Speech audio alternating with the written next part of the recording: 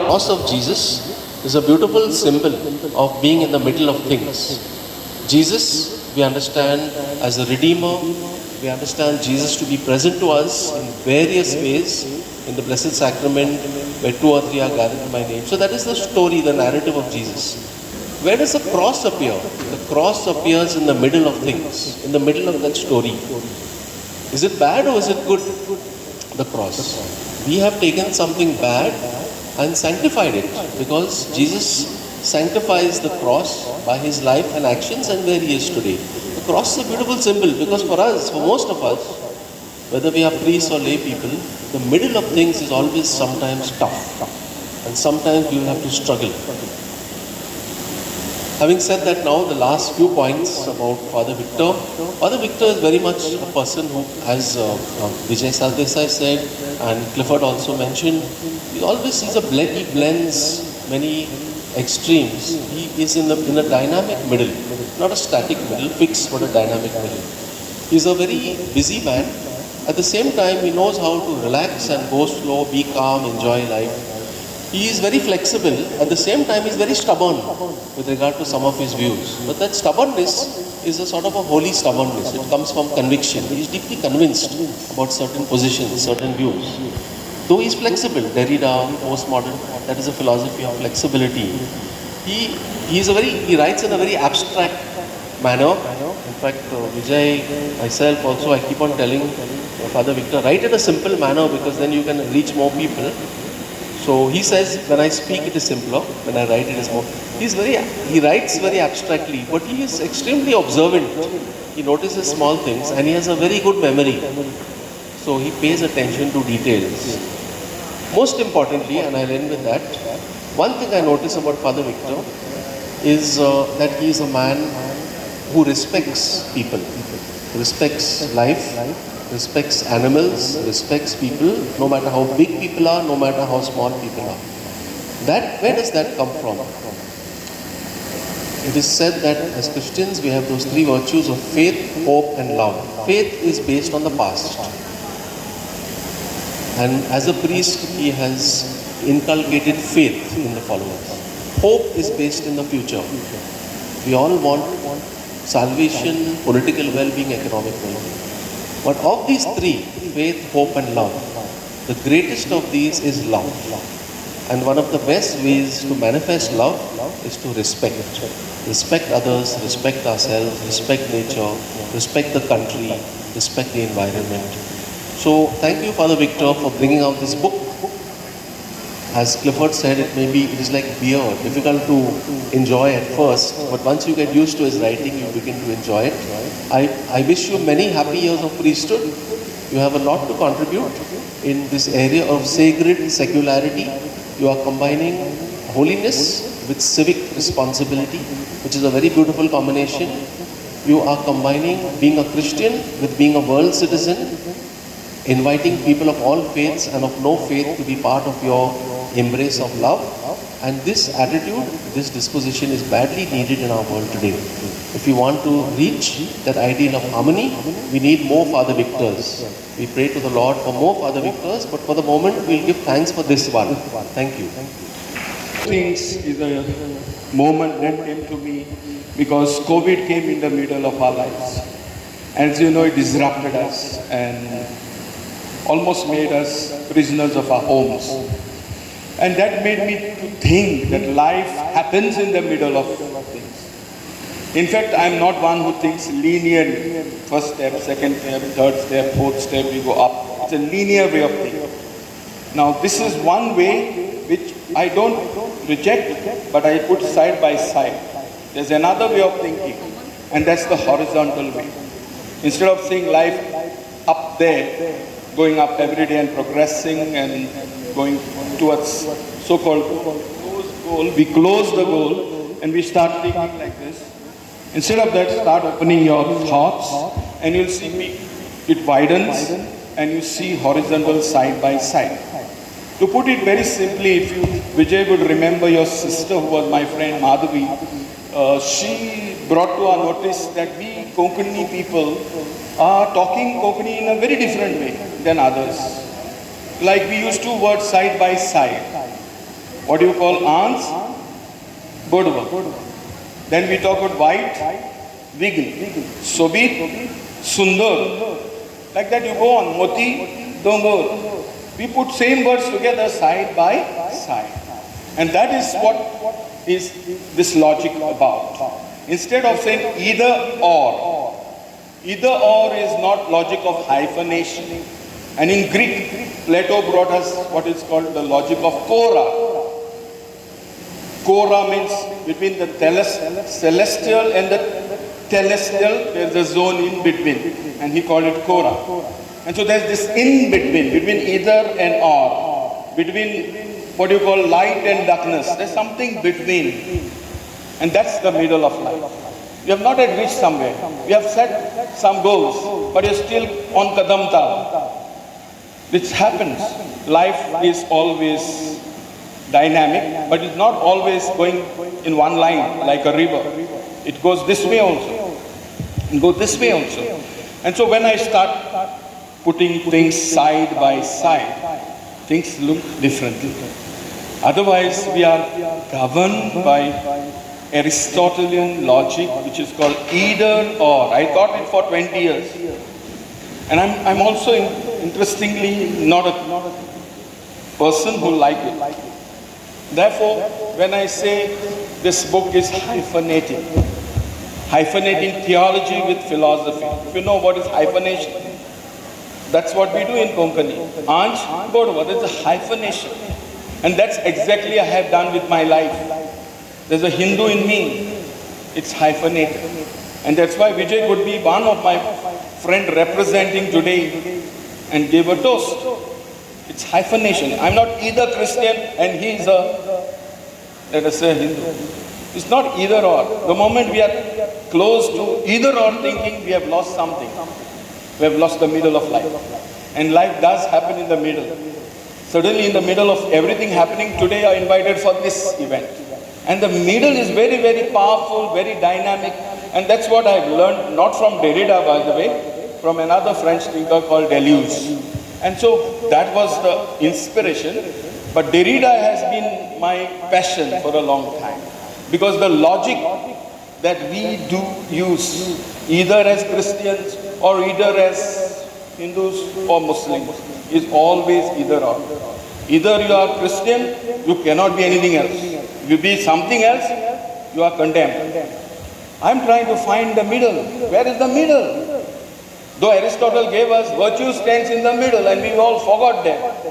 Virtue is standing in the middle. Arete is the virtue in Greek. And so if we talk about life in the middle, it's not about balancing this with that. It is a different logic. And if someone looks at my book, you'll see that you can say something without saying. You can say something. You can pray without praying. There was a man who prayed without praying. You know the famous, Pharisee and the man who was a publican who never prayed. He just bowed down and said, Lord have mercy. And the other one was praying. And one who did not pray was one who really prayed. If you go to, you can give without giving. Again, you find it in the Bible. To give without giving. The widow, she gave nothing, little that she had. But Jesus said she gave everything. She gave little, but she gave more. You can give without giving. That's the logic that I'm trying to talk about. Look at this. Abraham, he has sacrificed without sacrificing. Did he sacrifice his son? But he gave everything and he sacrificed without sacrificing. And the depth of life, if we are doing only positivist thinking, I give you this is positivism, what can I hold in my hand? That's material and positivist. I'm trying to bring the material and the spiritual together, and even the moral together. And so there is this right or wrong. No, there is something of right and wrong in every one of us. Maybe there is a saint and a sinner in us. Just like Jesus is both human and divine, hyphenating. Jesus was never human or only divine. He was both. And we have somewhere missed the and we became slaves of Aristotle, that he is only divine, either or way of thinking. Now we are facing it a lot in India. You can be either Indian or nobody else. You can be either, even Hindus have to be not just Hindus, they have to be Sanskari Hindus. Otherwise you are not an Indian. And so this is the logic that we are all living. Unfortunately, it has no Christian Aristotelian foundations. And that is where we need to derail, deconstruct, shake up, and think together. Two extremes, and that's why Vijay might sometimes say he could not sleep because I put two extremes together and then find somewhere the middle. And that middle sometimes is difficult, not only absorbed immediately. So these are the things which I sincerely work with hyphenation. My life is a hyphenated life. I have been doing science, I have been doing faith, religion. I have been doing priesthood, I have been meeting everyone, doing dialogue. I'm hyphenating. And what is hyphenation? Hyphenation is a different way of living. It's not closed, internal, selfish, churchy, to use the word. No, it's open, ready to take the risk, ready to embrace. And therefore, perhaps this book came out of this thought process. And actually, I have not seen this book coming. This is the confession I must make. What happened was, because of COVID, I was writing some Derridian, theological and biblical writing because I was made prisoner of the room and I went on writing. And immediately, my professor Kuru, he mentioned him, Kuru observed what I was doing. I wrote 10 articles. Then Kuru said, write another 5, I will publish a book. I said, okay, I wrote 5. Became 15. Then Guru became more ambitious. He said, write another 15 and I'll make it a book. And I wrote those another 15 and I came as a parish priest here. And I came, and Guru does not talk about my book. The whole book is there with him, it's frozen. The JDV is studying my book because it is a project of the JDV. I did not publish this book. It is published by my university where I studied. I am a PhD from there. And this is the 23rd book by that list of books they published. And so this is one of the important achievements which I got without seeing whether it's come. Then afterwards, Guru is now in Innsbruck. He's on a sabbatical. Then suddenly in January when COVID strikes us again, Guru suddenly calls me up. This book is out of COVID. And he says, why don't you write another 15? Sorry, another 10, because it makes 40. I said, okay, I'll do, give me time. The book is ready, he says, but you give me time. I said, okay, in 10 days time I'll write. I wrote before 10 days actually. Anyway, those time was COVID, but if I sit, I think something takes over. Bahar hai Hindu. आमचे कोंकणीन पार येता म्हणजे आतांतल्यान कितें येता नको कोंकणींतल्यान somehow it works out and I did this 10 articles and that is where even I myself was surprised because that was required and you are rightly saying it because you can start reading my book from anywhere. It is written horizontally, not linear. It is you read from any part, any section. So the whole point, if you start with the last one, will say, I am talking about ecology, I am talking about destruction, climate change, death. The final, can we imagine a world, the earth without human beings? We are so selfish, we think that earth can be nothing without us. Animals can be nothing without us. Sorry, everything becomes something because of our presence. Is it true? Or we have become someone because there is this tree, because there is animal, that there is cat, there is a dog. I have become someone. I thought they became somebody because of me. This is either or thinking. Can I reverse that thought?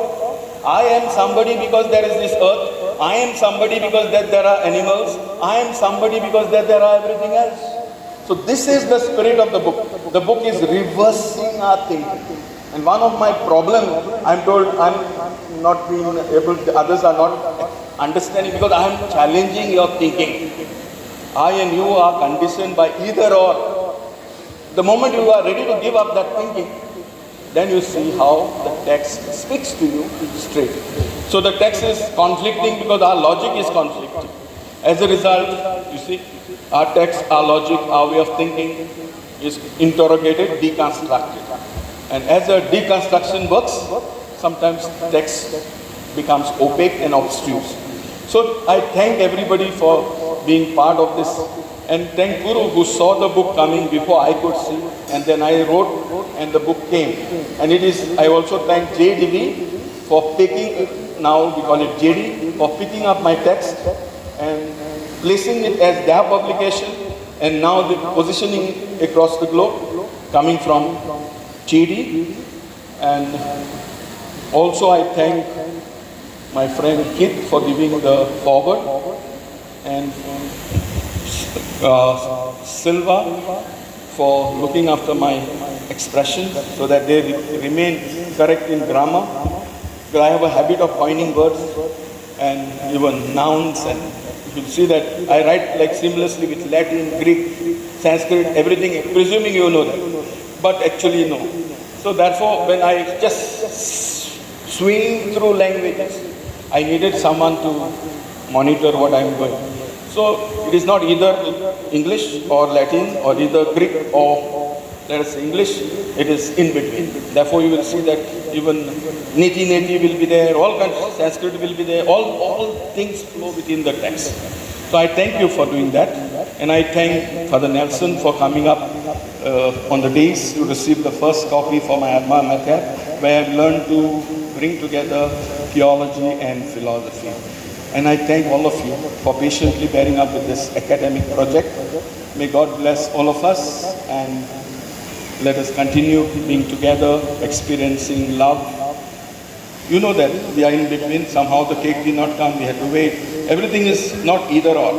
Life is in the middle of things. In the middle of things, suddenly things don't come the way we want. But if we can go with the middle will take us somewhere. So thank you, and God bless you.